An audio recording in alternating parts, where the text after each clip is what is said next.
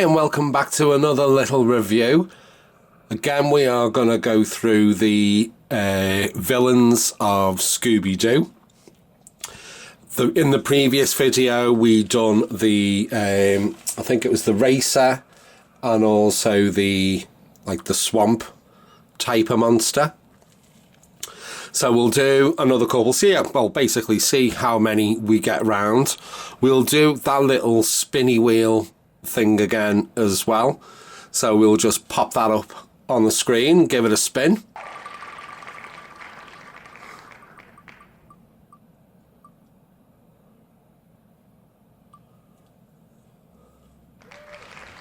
Okay, so the beast at the bottom of the lake, which is this one. So let's just move him out the way for a moment. This big thing. So, absolutely cracking one. This, I'm looking at it first. Articulation-wise, it is just the arms and the legs that move. So the tail and all that is fixed together. So they do a 360 on the arms, and the elbows and the knees do bend in the middle as well. Absolutely cracking little sculpt there with the big yellow eyes and the owl mouth and the gnashes coming out as well. So the actual hands are all like webbed, and the feet are like a bit dinosaur-y type of look on it. So two-tone in the green though, but the face just really stands out. For just a bit of background on the Beast of the Bottom Lake, this was actually a woman character. Her name was Julie. She was an owner of a convenience store, but she was actually using an underground base under the lake and shipping stolen gold through the tunnels that resided underneath of them. So, and again, foiled by the Scooby-Doo crew. Poor Julie, she can't cut a break. But yeah, you've even got like the little reptile type of textures, not only on the arms and the legs, but also little dots of it across the back there and even down onto the tail. So yeah, beast at the bottom of the lake. So let's go do another little spinner, see what comes up next.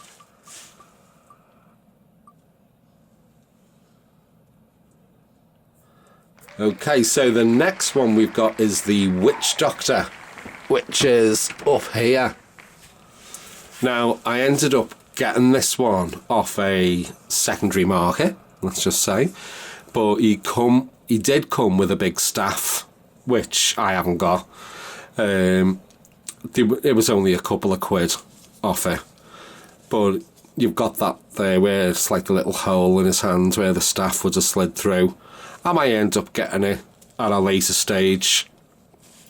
The articulation is very restricted on this one.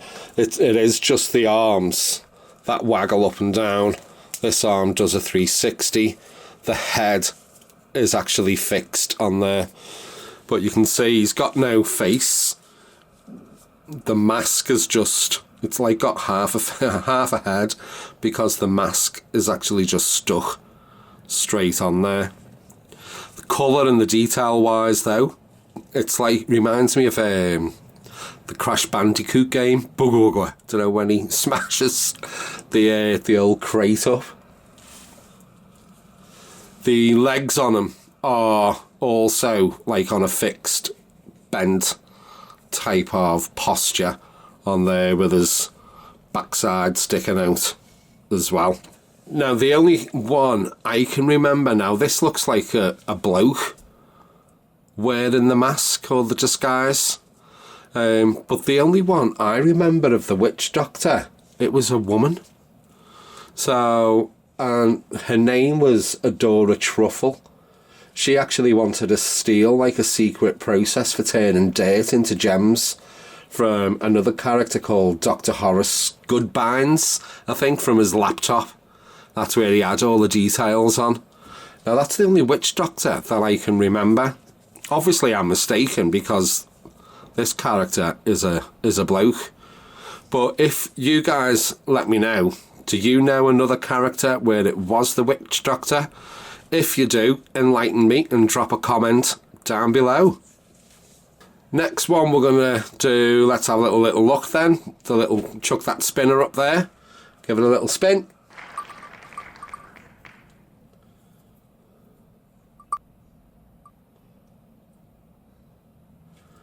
So, Redbeard's ghost, which is this guy. Again, I got him with the witch doctor off the auction sites. Now, he did, well, or should have, come with a sword. Like a swashbuckler type of sword, which again I haven't got. But colours, popping pink, and the red with the big, obviously, ginger beard. His head doesn't turn. His legs don't move. They are just on a fixed position. It's literally just his arms. No elbow articulation. Just literally the full arm up and down. So, but he comes in those little brown boots. And obviously the little pirate's hat on there as well. Now, again, some little background story for this guy. His name was Mr. Magnus. Now, he was actually, in the story, he was going to lose his steamship line. So he actually ended up hijacking his own ships to steal all the cargo from what he had. So just to make a extra few bucks. So that's it, Redbeard's ghost. So I think let's do one more. So let's give that spinner a little go. Okay, so this one is the 10,000 volt monster, which is this big guy here. So he's kind of, well, he is like translucent, not so much see-through, but it is made of this translucent orange clear plastic, and these like little volt electric type of stripes have been engraved into it and just highlighted in the yellow throughout it. His face there, he's got the big red eyebrows, and his mouth looks pretty cool actually. It's like that big electric bolt snarl on his face. Articulation wise, obviously his head and his body is just one big mould, but he does a 360 on his arms. He does bend at the elbow. His legs do twist out, but he does have a bend at the knee also. He's got big feet, so he can just literally have a good stance and stand as well. But bit of background on the 10,000 volt monster. His name was quite original, Voltner.